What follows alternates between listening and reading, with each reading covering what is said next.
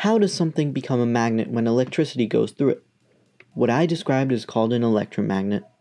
A magnet has its properties from the magnetic field, with a positive and negative side, like the magnets you stick on your fridge.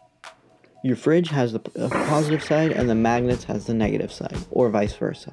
Remember that positive attracts the negative, but the same charge can't attract to each other, so negative can't attract negative and positive can't attract positive. Now, how does an electromagnet work?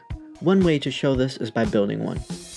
I looped a copper wire around a nail many times and sanded the two ends to expose the wire and connected a battery. The nail works because it is ferromagnetic since it is made of iron.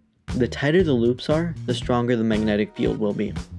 The metal screw should attract to the nail when the battery plugs in, but not when the battery isn't. Why is that? When electric charges pass through, a magnetic field is created. So if the screw or magnet is in that magnetic field, then it attracts to the electromagnet. Smash that subscribe button for more content. Help me reach my 1,000 subscribers goal, where I'll be buying a new mic.